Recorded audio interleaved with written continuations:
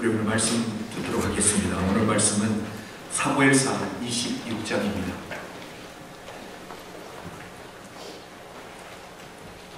벌써 사무엘상 26장까지 왔습니다.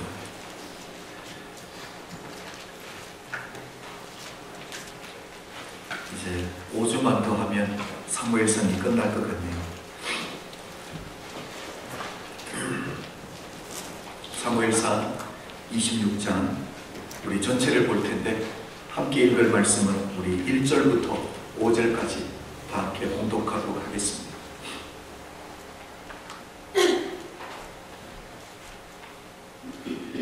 사무엘상 26장 1절부터 우리 5절까지 다 함께 봉독합니다.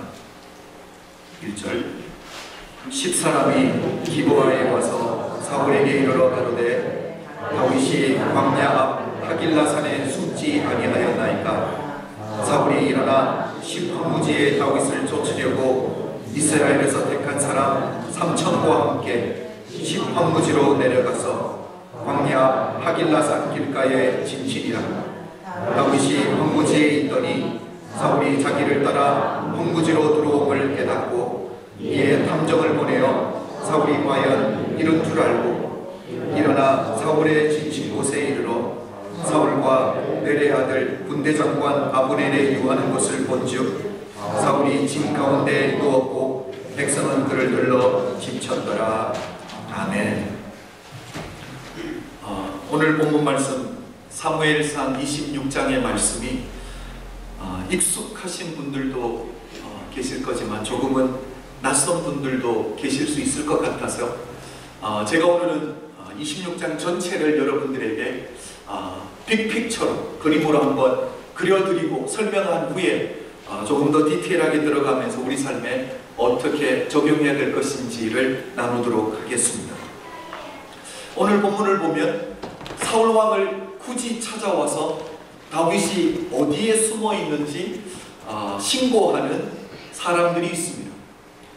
이 사람들은 오늘 성경에서 10이라는 곳 출신이라고 분명하게 밝히고 있죠. 이들은 사울왕에게 찾아와서 다윗이 지금 하길라산에 숨어 있다라는 것을 신고하고 있습니다. 그리고 이 소식을 들은 사울왕은 자신의 정예 부대인 3,000명과 함께 다윗을 죽이겠다고 기브아에서 다시 이 십황무지로 내려오는 것으로부터 오늘 사무엘상 26장은 시작합니다. 그리고 밤이 되면서 이제 야영을 하게 되죠. 다윗이 사울이 이 3,000명의 군대 중간에 캠프를 하고요. 나머지 군사들은 사울왕 중심으로 캠프를 치게 됩니다. 그리고 그 밤에 다윗과 함께 다윗을 따르는 아비새 장군 이 두 사람이 지금 사울왕이 진을 치고 있는 그 적의 중심까지 찾아오게 되죠. 그런데 다윗이 이번에도 역시 사울의 생명에는 손을 대지 아니하고 왕을 상징하는 사울왕의 창과 물병만을 가지고 떠나가게 됩니다. 그리고 이제는 앞에 있는 산에 가서 가장 높은 곳에 서서 이제는 사울왕을 부르는 것은 아니고요. 사울왕의 군대 장관인 아브넬을 부르면서 잠을 깨우게 됩니다. 그리고 아브넬을 향해서 이렇게 말합니다.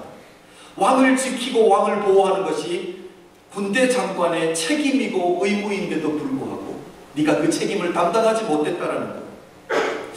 우리가 생각해보면 다윗은 자기를 쫓아오는 사울왕을 향해서 혼을 낼 것 같은데 그게 아니라 오히려 사울왕을 보호하고 있는 아브넬 장군을 혼을 내고 있습니다. 이때 다윗의 음성인지를 깨닫고 사울왕이 이제 다윗에게 이렇게 말합니다. 사울은 다윗에게 이렇게 죽이려고 예를 쓰는데 다윗은 끝까지 자기에게 은혜를 베푸는 것에 감사를 표하고 그리고 하나님께서 너를 축복하기를 원한다라고 이야기를 하고 다시 한번 3,000명을 거느리고 자기가 있는 그 성 기브아 성으로 다시 돌아가면서 오늘 본문 말씀은 끝나게 됩니다. 이게 전체적인 말씀입니다. 여러분, 제가 오늘 사무엘상 26장 이 전체의 그림을 이렇게 그려드렸는데 여러분, 이 말씀을 들으면서 여러분의 마음에 첫 번째로 찾아왔던 마음이 있으면 어떤 마음입니까? 저는 오늘 본문 말씀 사무엘상 26장을 여러 번 읽고 묵상하면서 제 마음에서 떠나지 않았던 한 단어가 있습니다. 바로 데이자부라는 단어입니다. 여러분, 데이자부가 무슨 뜻입니까? 지금 내게 일어나고 있는 일인데 왠지 전에 이미 경험했던 것 같은 그 느낌. 처음 온 장소인데 이미 왠지 한번 와봤던 것 같은 장소. 그런 느낌. 오늘 저는 본문을 읽는데 그런 느낌이 들더라고요. 왜 그런 느낌이 들었을까요?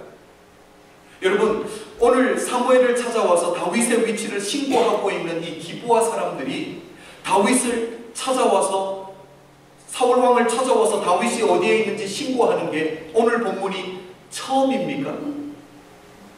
처음이 아니라는 사실을 우리가 잘 알고 있습니다. 그렇죠? 이미 전에 이 10사람들은 사울을 찾아와서 다윗이 어디에 숨어 있는지 이미 신고했던 적이 있었던 사람들. 우리 앞에서 보았지만 사무엘상 23장 19절을 보시면 동일한 사람들이 사울왕을 찾아와서 다윗이 숨어있는 곳이 바로 하길라산 숲 요새에 숨어있다라고 정확한 위치를 고발했던 적이 이미 있습니다. 그러니까 오늘 본문에서는 이 10사람들이 사울왕을 처음 찾아와서 신고하는 것이 아니라 이미 몇 번째라고요? 두 번째라는 것을 우리가 알고 있습니다. 여러분, 이 10사람들이 다윗의 위치를 사울왕을 찾아와서 두 번씩이나 신고하고 고발하는 이야기를 들을 때에 여러분의 마음에는 어떤 생각이 드세요? 여러분의 마음에 어떤 마음이 가장 먼저 드세요? 제게는 이런 마음이 들었습니다. 아니, 10사람들이 다윗과 무슨 절천지 원수이길래 이렇게 다윗을 못 죽여서 안달일까라는 생각이 제게 먼저 들더라니까요. 혹시 이런 생각도 들지 않았습니까? 다윗이 이 10사람들에게 얼마나 잘못을 했으면 10사람들이 이렇게 다윗을 힘들게 만들까? 저는 이런 생각도 한번 해보았습니다. 사울왕과 이 10사람들의 관계가 얼마나 가까웠으면 이 10사람들이 사울왕을 도우기 위해서 이렇게 애를 쓰고 있을까라는 생각도 저는 한번 해보게 되었습니다. 그런데 이런 질문과 의문들은 다음 지도를 보면 여러분 금방 해결이 될 겁니다. 우리 지도를 한번 보도록 하겠습니다. 여러분, 사울왕이 이스라엘을 다스리고 있는 곳은 사울왕의 고향인 바로 여기 기브아입니다. 지도의 글씨가 너무 작아서 제가 조금 더 크게 글씨를 적어두었습니다. 자, 그리고 오늘 사울왕을 찾아와서 다윗의 위치를 신고하고 있는 사람들은 어디서 왔다고요? 바로 10 여기에 있는 사람들입니다. 여러분, 기브아에서 여기 10까지는 그렇게 짧은 거리가 아닙니다. 그렇죠? 거의 사해바다 길이 정도는 아니지만 거의 3분의 2 정도의 길이가 된다는 사실이죠. 거리로만 따져보면 한 25마일 정도 되는 거리라고 합니다. 여러분, 오늘날처럼 교통수단이 좋았던 것도 아니고 거의 2500년에서 3000년 전인데 여러분, 25마일이나 되는 거리를 굳이 찾아왔다라는 것, 그래서 다윗을 신고하고 있다라는 거죠. 여러분, 이 정도 거리를 계산해 보면 그냥 지나가던 길에 들러서 이야기해 줍니다, 이건 아닐 거예요. 그렇죠? 볼 일이 있어 온 김에 왔다가 다윗이 어디에 있는지 알려드려요, 이 정도도 아닐 거예요. 그렇죠? 이 정도 거리인데 굳이 찾아와서 다윗이 어디에 있는지 신고하고 고발한다는 것은 이 10사람들은 다윗을 신고하기 위해서 의도적으로 이 먼 거리를 찾아왔다라고 밖에 볼 수 없다는 거죠. 여러분, 이 10사람들이 왜 굳이 이 먼 거리를 찾아와서 다윗이 어디에 있는지 사울왕에게 신고하고 있을까요? 그것도 처음이 아니라 두 번씩이나 말이에요. 혹시 여러분에게 이런 생각 안 드셨어요? 10사람들과 이 사울왕이 관계가 얼마나 가까우면 혹시 같은 지파 출신은 아닐까? 이런 질문이 드신 분들도 계실 텐데, 여러분 지도를 한번 보십시오. 여기 사울왕의 고향인 기브아는 어느 지파 땅입니까? 베냐민 지파 땅입니다. 그렇죠. 그러나 베들레헴부터 밑으로는 어느 지파 땅이에요? 유다 지파 땅입니다. 그렇다면 지금 10이 어디에 있습니까? 유다 땅에 있다라는 말이에요. 여러분 다윗 왕이 어느 지파 출신입니까? 유다 지파 출신이잖아요. 그렇죠? 그렇다면 결국 오늘 다윗을 신고하고 있는 이 10사람들과 다윗은 같은 지파, 유다 지파 출신이라는 거예요. 자, 그렇다면 10사람들이 지금 누구 편에 서서 누구를 도와줘야지 정상입니까? 팔은 어디로 굽어야지 정상이에요? 안으로 굽어야지 정상입니다. 그렇죠. 그렇다면 자기 지파 출신이 다윗을 도와주고 다윗의 편에 서 있어야지 정상인데 왜 이렇게 다윗을 신고하고 있을까라는 거죠. 성경에는 기록이 없지만 역사책을 뒤져보면 다윗이 블레셋이라는 나라가 이 10이라는 곳을 여러 번 침략을 하는데 다윗과 다윗을 따르는 600명이 다 보호해주고 구원해 주었다라고 이야기를 합니다. 자, 그렇게 본다면 이 다윗과 10사람들은 그냥 아는 관계, 그냥 같은 지파 출신 이 정도가 아니에요. 그렇죠? 생명의 은인이라는 거죠. 내가 위험에 처했을 때 나를 구원해 주었던 사람이 바로 다윗입니다. 그런데 왜 이렇게까지 되었을까요? 내가 가장 어려울 때 나를 도와주었던 사람이 다윗이고 같은 지파 출신인데도 불구하고 사울왕에게 다윗을 신고하는 이유가 뭘까? 저는 여러분들에게 답을 먼저 드리고 설명은 이후에 드리도록 하겠습니다. 이 기브아 사람들은 자기 살겠다라고 남을 죽이는 사람들, 자기 살아보겠다라고 남을 죽이는 사람이 바로 기브아 사람들입니다. 아마도 이 10사람들이 기억하고 있었던 한 사건이 있었을 거예요. 여러분도 기억하실 것입니다. 우리 이미 사무엘상 22장에서 보았듯이 여러분 제사장 아히멜렉이 다윗을 도와주었던 적이 있습니다. 그렇죠? 다윗이 찾아왔을 때 배고프다고 했을 때 떡을 챙겨주었고요. 그리고 골리앗의 칼을 챙겨주었던 적이 있습니다. 아히멜렉은 다윗이 사울왕을 피해서 도망간다라는 사실도 몰랐습니다. 그냥 자기를 찾아와서 도와준 것밖에 없는데 사울왕이 아히멜렉에게 어떻게 합니까? 다윗을 도왔다는 이유 하나 때문에 아히멜렉뿐만 아니라 노베에 있는 제사장들 85명을 다 죽여버려요. 그게 다가 아니죠. 노베에 살고 있었던 모든 사람들, 아니 성경을 보면 젖 먹는 어린아이까지, 그리고 그들에게 있는 소와 양과 염소, 그러니까 짐승들까지 사울왕이 철저하게 진멸해 버렸다는 것. 그래서 10사람들이 나름대로 무엇을 결정하고 있었던 거예요? 자기들은 노베에 있는 제사장들처럼 다윗을 도와주다라가 사울왕의 손에 제2의 희생자는 되지 않겠다라고 마음에 결단하고 살고 있는 것. 그런 결단을 하고 나니까 어떤 행동들이 나옵니까? 누가 시킨 것도 아닙니다. 그런데 스스로 굳이 25마일이나 떨어진 곳을 찾아와서 다윗이 어디에 숨어 있는지 사울왕에게 신고하고 고발하고 있다는 사실이죠. 그러니까 자기 살겠다라고 남을, 아니 다윗은 남이 아닙니다. 자기들이 가장 어려울 때 도와주었던 생명의 은인인데 생명의 은인이 죽어도 괜찮다라는 거. 생명의 은인이고 뭐고 간에 내게 도움이 되지 않으면, 내가 위험에 처하게 되면 배신해버리겠다라고 생각하는 거죠. 여러분, 저는 오늘 말씀을 묵상하면서 사람은 네 종류의 사람이 있겠구나를 한번 생각해 보았습니다. 첫 번째는 어떤 사람들일까요? 나 살겠다라고 남을 죽이는 사람들. 이거 음식 가지고 장난치는 사람들이 있잖아요. 그렇죠? 나 살겠다고 남 죽이는 거예요. 그렇죠? 나 죽고 너도 죽자라는 사람들이 있습니다. 요즘 테러리스트들이 그래요. 그렇죠? 자기도 죽고 남도 죽이고. 그런데 나는 죽어도 너는 살리겠다라는 사람이 있습니다.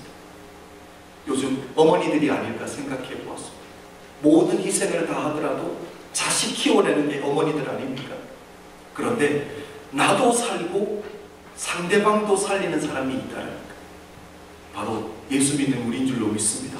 주님이 바로 그 길을 걸어가셨던 분인 줄로 믿습니다. 그렇다면 오늘 본문에 나오는 이 10사람들은 이 네 종류의 사람들 중에 어디에 속하는 사람들일까요?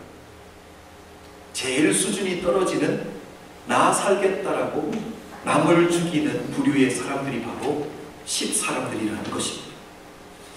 그런데 제가 이 전체적인 그림을 일단 그리고 있으니까 나 살겠다고만 다윗을 신고하는 것은 아니더라니까요.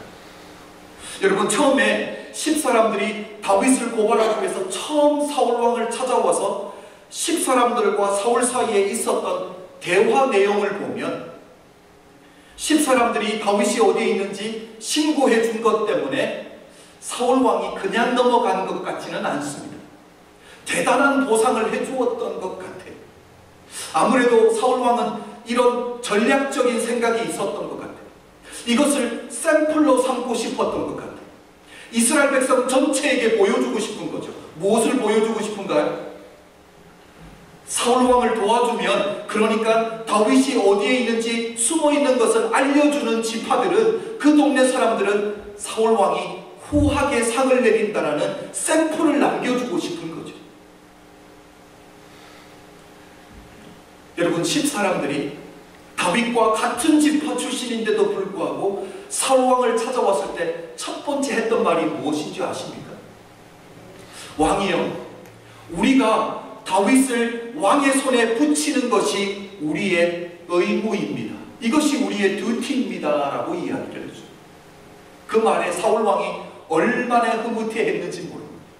그리고 사울왕이 이들에게 해준 말이 있습니다. 바로 사무엘상 23장 21절 말씀입니다. 제가 한번 읽어드릴게요. 너희가 나를 긍휼히 여겼으니 여호와께 복받기를 원하노라. 여러분, 지금 사울왕의 영적인 상태가 여호와의 이름을 운운할 때입니까? 아닙니다. 그렇죠. 지금 그 마음 안에는 하나님은 온데간데 안 계시잖아요. 그 마음 안에 어떤 마음이 있습니까? 어떻게 하면 이 왕의 자리를 지킬 수 있을까? 그리고 이 자리를 빼앗아갈 수 있는 다윗을 내가 어떻게 하면 죽일 수 있을까? 그 마음 하나밖에 없는데 지금 여호와의 이름으로 복을 주고 있다라니까. 이게 바로 십계명에서 이야기하는 하나님의 이름을 망령되이 일컫는 일입니다. 여러분, 그런데 오늘날도 이런 일들이 교회 안에서 얼마나 자주 일어나고 있는지 모릅니다. 그렇잖아요. 교회 안에서 어떤 문제들이 일어나서 이렇게 두 그룹이 싸울 때 보면 어느 한 그룹도 양보하는 것을 제가 본 적이 없습니다. 여러분, 왜 그런지 아세요? 양쪽 다 이 마음을 가지고 있기 때문에 내가 하나님 편이다, 내가 하나님의 편에 서 있다라는 그 생각 때문에 하나님의 편에 서서 싸우고 있기 때문에 그 싸움을 양보할 수가 없는 거예요. 내가 싸우는 이 싸움이 거룩한 싸움이기 때문에 양보할 수가 없는 거죠. 그런데 정말 내 신앙을 돌아보자라니까, 정말 내가 하나님 때문에 그러고 있는지 돌아보면 아니라는 걸 금방 알 거예요. 여러분, 내가 하나님을 위해서 싸운다면 그렇게 상대방을 비방하면서까지 싸울 수는 없다라는 거죠. 그렇죠. 여러분, 여호와의 이름을 이야기하지만 여호와의 이름을 망령되이 일컫지 않는 하나님의 사람들이 되시길 주의 이름으로 축복합니다. 아멘. 여러분, 이렇게 사울왕이 여호와께서 복을 주시기를 원하노라 말을 해놓고 뒤로 자기가 복을 줍니다. 자기가 상을 줍니다. 신고했던 것 때문에. 여러분, 어떤 마음을 가지고 그럴까요? 이스라엘 백성들 전체가 이렇게 생각해 주기를 원했을 거예요. 사울왕이 분명히 여호와의 이름으로 복을 내렸는데 10사람들이 복을 받은 것처럼 보이잖아요. 그러면 사람들이 어떤 생각을 할까요? 아, 그래, 다윗을 신고하는 것이 여호와를 위하는 일이구나 라고 이스라엘 백성들이 그렇게 생각해 주기를 사울왕이 원했던 것 같습니다. 저는 오늘 본문 말씀을 묵상하면서 10사람들과 사울왕이 가지고 있는 공통된 점을 한 가지 보게 되었습니다. 여러분, 이 두 그룹이 가지고 있는 공통점이 무엇입니까? 두 그룹이 가지고 있는 공통점이 무엇입니까? 수준이 똑같다라는 거. 자기 살겠다라고 남을 죽이는 사람. 여러분, 이미 앞에서도 말씀드렸지만 10사람들과 다윗의 관계는 그냥 아는 관계, 그냥 같은 지파 출신이 아니잖아요. 다윗이 이미 여러 번 구원해 주었던 생명의 은인인데도 불구하고 다윗을 신고하고 있습니다. 사울은 어떻습니까? 여러분, 다윗은 사울에게 있어서 생명의 은인이라고 말해도 과언은 아닐 거예요. 우리가 이미 보았지만 사무엘상 17장을 한번 생각해 보십시오. 오늘 본문에서 약 시간상으로만 따지면 10년 전에 있었던 일입니다. 그 전쟁에서 블레셋이 이스라엘을 공격한 일이 있잖아요. 그렇죠? 이 전쟁에서 다윗이 골리앗을 죽이지 않았다면, 여러분, 오늘날까지 사울왕이 왕의 자리에 앉아서 왕노릇 하고 있다라는 보장이 있습니까? 없습니까? 모르지만 개런티는 못한다는 사실이에요. 개런티는 못한다는 사실이죠. 그렇게 봤을 때 사울왕이 여전히 왕의 자리에 앉아서 왕노릇 할 수 있는 것, 누구의 도움 때문이에요? 하나님의 도움입니다. 그런데 누구의 손을 통해서요? 다윗의 손을 통해서. 그렇다면 10사람들에게 있어서나 사울왕에게 있어서 다윗은 생명의 은인이라고 말해도 괜찮잖아요. 그렇죠? 그런데 이들은 다윗을 신고하고 죽이려고 하고 있는 그런 부류의 사람이라는 사실입니다.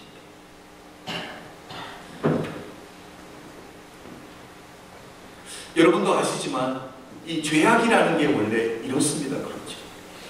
처음이 힘들지 두 번째, 세 번째는 자꾸 쉬워지는 거예요. 그래서 한국 속담에 이 바늘도둑이 소도둑 된다는 말이 다 이해가 되는 거죠. 사울이 처음으로 다윗을 향해서 창을 던졌을 때 여러분 쉽지 않았을 거예요. 그렇잖아요. 왕이 하프를 키는 목동에게 창을 던진다. 솔직히 말하면 부끄러운 일이거든요. 그리고 주변에 얼마나 많은 사람들이 그것을 지켜보고 있습니까? 사람들의 시선도 고려했을 거예요. 그래서 처음 던지기는 어려웠지만 두 번 던지고 세 번 던질 때는 얼마나 쉬웠는지 모릅니다.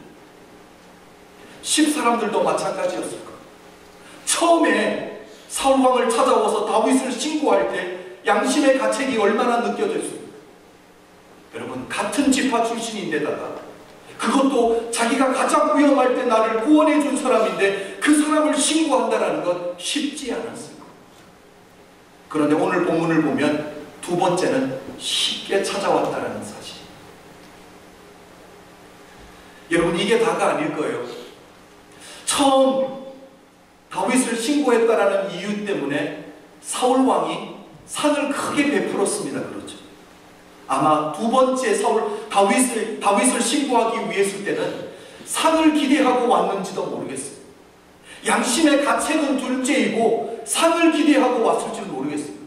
야, 이번에는 사울왕이 어떤 것들로 내게 상을 줄까라는 기대를 했는지도 모르겠다는 거죠.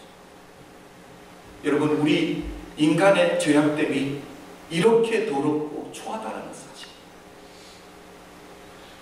웬만했으면 믿는 도끼에 발등 찍힌다라는 그런 속담이 만들어졌겠냐는 거예요. 여러분, 저는 오늘 본문 말씀을 묵상하면서 정말 10사람들과 사울왕만 이런 부류의 사람들입니다. 오늘을 살아가고 있는 우리는 어떤가? 신앙생활하고 있다는 우리는 어떤가? 가만히 묵상해 보니까 우리도 별 차이가 없던데요. 여러분, 우리도 어떤 일이 있을 때 가장 먼저 생각하는 것이 이게 내게 유익이 될까 아니 될까를 먼저 고려하잖아요. 여러분, 혹시 이것이 내게 피해를 준다면, 혹시 이 일 때문에 내게 손해가 될 것 같으면 우리도 쉽게 뒤돌아서고 우리도 쉽게 배신하는 것이 우리들 모습 아니냐라니까. 예수님의 제자들도 마찬가지였어요. 예수님이 기적을 베푸실 때 예수님의 곁에 서 있는 것 기쁨이었습니다. 즐거움이었습니다. 예수님이 문둥병자들을 치유하시고 안전뱅이를 일으키고 앞을 못 보는 맹인들에게 눈을 띄워주시고, 아니 죽은 나사로를 다시 회복시키실 때 제자들이 기적을 베푼 것도 아닌데 왜 제자들의 어깨가 으쓱합니까? 왜 제자들의 목에 힘이 들어갑니까? 왜 사람들이 나를 다르게 본다라고 그런 생각을 듭니까? 그러나 겟세마네 동산에서 주님이 잡히시는 그 밤은 어떻습니까? 로마 군병들에게 주님이 뺨을 맞으시고 침뱉음을 당하시고 채찍을 맞으시고 모난 고진 당하시고 우리 주님이 십자가에 매달렸을 때는 제자들은 어디 있었느냐? 주님의 곁을 지킨 사람이 없습니다. 다 뿔뿔이 흩어지고 말았습니다. 왜 그렇습니까? 이것이 내게 유익이 될 것이 아니라 혹시 내게 위험이 될 것 같으니까 다 배신하고 떠나가는 자들이 바로 제자들이었다는 사실입니다. 제자들도 분명히 주님을 배신하겠다라고 계획하고 배신한 사람들은 아무도 없습니다. 그 위험한 상황에서 나도 위험해질 수 있는 그 상황에서 어쩔 수 없이 그렇게 했을 거라는 거죠. 여러분은 스스로 게어티할 수 있습니까? 그런 상황에서 나는 복음을 끝까지 지킬 수 있다라고 말할 수 있는 사람이 우리 가운데 누가 있냐는 거예요. 저는 오늘 말씀을 전하면서 본문의 10사람들과 사울왕, 자신의 생명의 언인까지 배신하고 있는 이들, 그리고 예수님을 배반하고 등을 돌리고 다 도망가버린 예수님의 제자들을 여러분 정죄하고 그들을 공식석상 예배에서 까기 위해서 이야기하는 것은 절대 아닙니다. 저도 그런 자격이 없는 사람입니다. 그리고 주님이 우리에게 분명하게 말씀하셨잖아요. 죄 없는 자가 먼저 돌을 들어 치라. 여러분, 우리 가운데 나는 이 사람들을 정죄할 수 있다라고 스스로 자신할 수 있는 사람이 있습니까?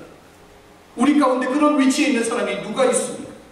여러분, 제가 앞에 이렇게 장대하게 설교를 한 이유, 설명하는 이유는 한 가지밖에 없습니다. 사람들은 이와 같이 다 우리를 배신하고 우리를 떠나갈 수 있을지 몰라도, 나를 낳은 부모까지도 나를 배신하고 떠나갈 수 있을지 몰라도, 여러분, 무슨 일이 있어도 자신의 유익을 먼저 굳지 않는 분이 한 분 계시다는 것, 이거 이야기해주고 싶어서 여기까지 이야기한 거예요. 우리 편에 서주신다라는 것이, 우리를 도와주시고 우리를 구원해 주신다라는 것이 당신의 생명을 내려놓는 일인데, 그런 대가를 지불하는데도 불구하고 무슨 일이 있어도 우리를 배신하지 않을 분이 있다라는 것, 그거 이야기해주고 싶어서 여기까지 온 거예요. 바로 우리 주님인 줄로 믿습니다. 우리 주님의 품 안에는 결코 정죄함이 없는 줄로 믿습니다. 그곳에만 여러분 용납이 있고, 그곳에만 사랑이 있고, 그곳에만 용서가 있는 줄로 믿습니다. 저는 마지막으로 오늘 한 가지만 더 나누도록 하겠습니다. 저는 오늘 말씀을 묵상하면서 사울왕이 정말 안 됐다라는 마음이 들더라고요. 왜 이렇게까지 됐을까? 이렇게까지 되지 않아도 되는데. 여러분, 제가 사울왕이 정말 안 됐다라고 생각한 이유가 뭐냐면, 사울왕이 다윗이 예상하는 대로 움직이고 있다. 그것도 다윗이 나쁘게 예상한 대로 사울왕이 움직이고 있다. 여러분, 이런 인생 되면 아니 되는 줄로 믿습니다. 그렇잖아요. 우리 아틀란타에서 산지 좀 제법 되신 분들은 저 사람은 교회 가면 문제 일으킬 사람이야, 이렇게 네임택을 달고 다니는 분들이 있습니다. 그렇죠? 그런 예상을 하는 사람이 되면 안 된다는 거예요. 아니, 그런 예상을 당하는 사람이 되면 결코 아니 되는 줄로 믿습니다. 여러분, 다윗이 엔게디 동굴에서 사울왕의 생명을 거두어가지 아니하고 사울왕의 겉옷자락만 조금 잘라갔던 거 기억하시죠? 그 사건 때문에 사울왕이 다윗에게 그때도 고마움을 표했잖아요. 그렇죠? 나는 너를 이렇게 학대하는데 너는 끝까지 내게 선을 베푸는구나, 하나님이 내게 선을 베푸시기를 원한다라고 사울왕 입에서 다윗을 축복했어요. 그게 다가 아닙니다. 나도 네가 이스라엘의 왕이 될 것을 안다라고까지 이야기합니다. 그리고 하나님이 네 손을 통해서 이스라엘을 견고하게 세울 거야 라고 이야기를 해주고, 자기 다윗을 잡기 위해서 함께 왔던 3,000명을 데리고 저 기브와 성으로 다시 돌아가 버렸어요. 여기까지만 보면 사울왕이 다윗을 뒤쫓는 이 일, 다윗을 죽이기 위해서 뒤쫓아오는 이 모든 일들을 이제는 완전히 포기한 것처럼 보입니다. 그렇죠? 주변에 많은 사람들도 그렇게 생각했을 거예요. 여러분, 왕이 한두 명이 아니라 3,000명이 바라보는 앞에서 이야기한 건데 그걸 쓸데없는 말을 하겠냐는 거예요. 다 믿어주었을 거예요. 그런데 다윗 한 사람은 어떻습니까? 우리가 사무엘상 25장 1절에서도 보았지만 사무엘 선지자가 죽었다라는 소식을 듣고 여러분 다윗이 어디까지 도망갔습니까? 바란 광야까지 도망갔죠. 사람이 더 이상 살 수 없는 사막 광야 한가운데까지 도망갔습니다. 그 이유가 무엇입니까? 사울왕을 견제해 줄 수 있는 유일한 인물인 사무엘 선지자가 죽었다라는 소식을 들으니까 이제 자기의 생명도 위험하다는 것을 다윗이 느꼈던 거죠. 자기의 생명이 위험하다는 것을 느끼자 즉시 바란 광야까지, 브엘세바보다 한참 밑에 있는 바란 광야까지 여러분 도망갔다라는 사실. 결국 다윗은 사울왕이 그때 해주었던 말과 행동들을 신뢰해 주었다라는 거예요. 신뢰해 주지 못했다라는 거예요. 여러분, 다윗이 사울왕을 향해서 예상했던 일이 무엇입니까? 지금은 이렇게 돌아가더라도 사울왕은 다시 한번 기회가 있으면, 나를 죽일 수 있는 기회만 있으면 분명히 또다시 나를 죽이려고 쫓아올 사람이야 라고 예상했는데, 오늘 본문에서 다윗의 예상대로 사울이 그대로 움직이고 있더라는 거예요. 이게 얼마나 불쌍한 인생이냐는 거예요. 사랑하는 성도 여러분, 우리 인생은 무슨 일이 있어도 이런 인생 되면 아니 되는 줄로 믿습니다. 다른 사람들이 나쁘게 부정적으로 예상하는 대로 우리 인생이 그렇게 움직여지면 아니 되는 줄로 믿습니다.